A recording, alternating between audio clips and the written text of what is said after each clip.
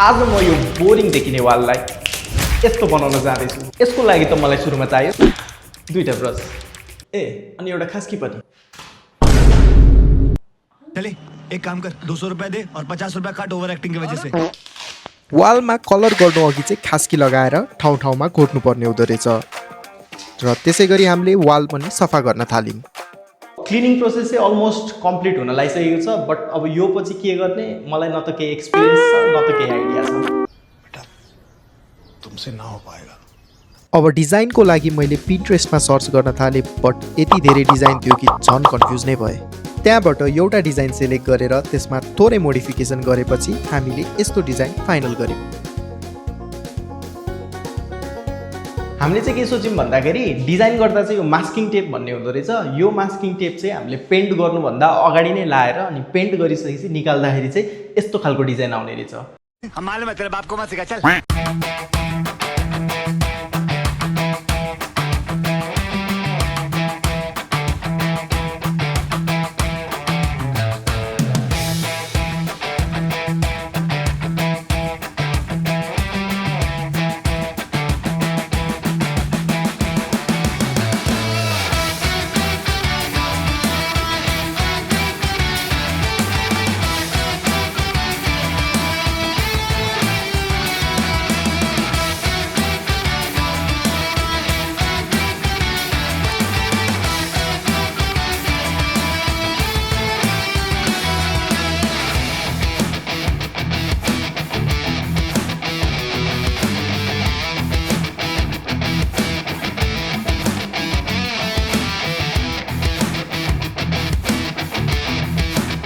हामीले यति जति चाहिँ गरिसक्यौँ र सोचेको जति सजिलो चाहिँ हुँदैन रहेछ। यति बनाउनु मलाई यति धेरै टाइम लाग्यो होइन, यति गाह्रो हुँदो रहेछ। सो अब अझै प्रपर फिनिसिङ भएको छैन, त्यही भएर अझै अलिकति प्रपर फिनिसिङ गरेर अनि बल्ल हामी पेन्टिङ सुरु गर्छौँ। ओके, पेन्टिङ लिन चाहिँ हामी यहाँ पसल आइसकेको छौँ। अब हामीले हाम्रो डिजाइन अनुसारको पेन्टिङ चुज गर्छौँ।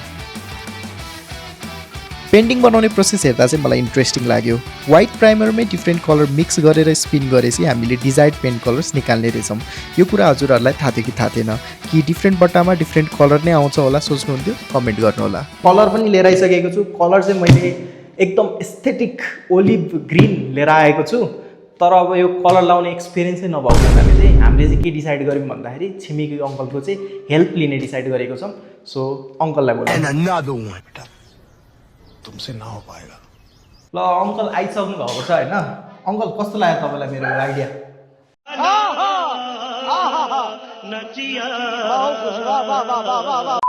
यो ठिक छ, गर्नु भयो अब होइन। अब यो लाउनु भएछ, एकदम राम्रो छ।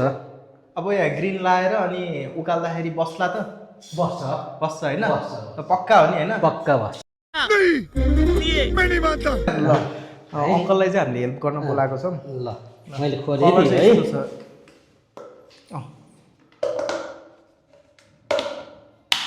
एकदम एस्थेटिक ओलिभ ग्रिन कलर राम्रो छ त अङ्कल? राम्रो छ, राम्रो छ है? राम्रो छ। ल अब तपाईँले सिकाइदिनु पऱ्यो, कति पानी हाल्ने के हाल्ने थाहा नै छैन हामीलाई हो। अब यसमा लगभग आधी लिटर पानी राख्न सकिन्छ होइन? हजुर। लाउने मजाले घोल्ने होइन?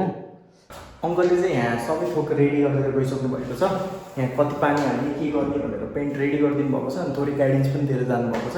अब मेरो काम भनेको चाहिँ चट्ट यहाँ पेन्टिङ लगाउने अनि त्यसपछि यो चाहिँ मेरो फर्स्ट टाइम हो पेन्ट गर्दै। सो कस्तो हुँदो रहेछ रिजल्ट होइन, हेर्दै गर्नु होला।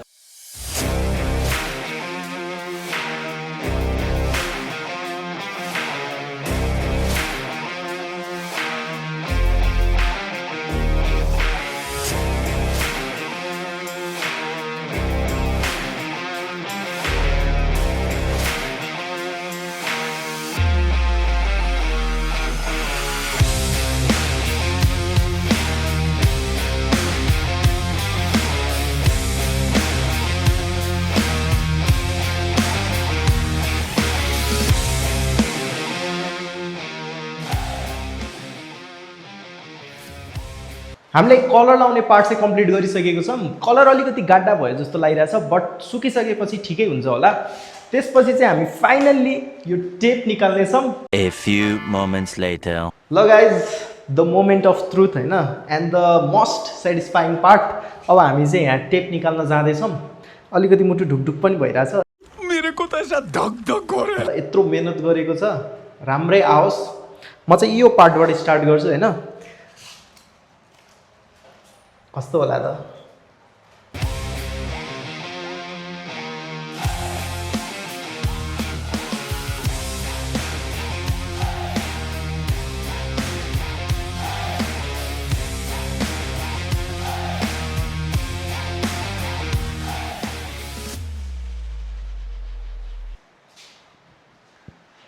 कस्तो लाग्यो गाइज? अब लास्ट पार्ट काजी साहेब अनि युट्युबको लोगो बाँकी छ। यो पार्ट राम्रो भयो भने चाहिँ आइ एम फुल्ली सेटिस्फाइड, किनकि यस्तो दामी देखिरहेछ। मैले सोचेको पनि थिइनँ कि यस्तो राम्रो देखिन्छ भनेर। मेरो फर्स्ट टाइम थियो कि त्यही पनि पेन्टिङ एन्ड यो डिजाइन्सहरू। I am fully satisfied. अब यो हेरौँ है त, पहिला कुन खोलौँ? यो खोलौँ कि यो खोलौँ? पहिला युट्युबको लोगो नै खोलौँ, त्यसपछि काजी साहेब टक्क खोलौँ है त।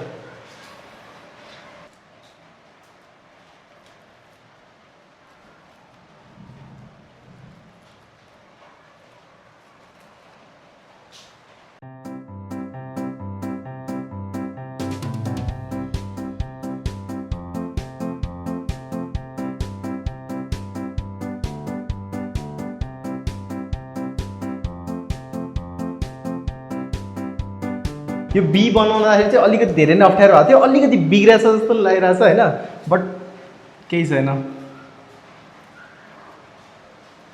अलिकति बिग्रेछ जस्तो लागिरहेछ बट इट्स फाइन। ल गाइस, काजी साहेब दामी भयो त यार। यो भिडियोमा चाहिँ यति नै। अब यसमा धेरै कुराहरू गर्न बाँकी छ, जस्तै यहाँनिर फ्रेम्सहरू लाग्छ अनि एलइडी लाइट्सहरूको प्लेसमेन्ट के गर्दा ठिक हुन्छ होला, सजेसन दिनु होला एन्ड भिडियो कस्तो लाग्यो कमेन्ट गरिदिनु होला। Thank you for watching. Bye bye, see you in next video.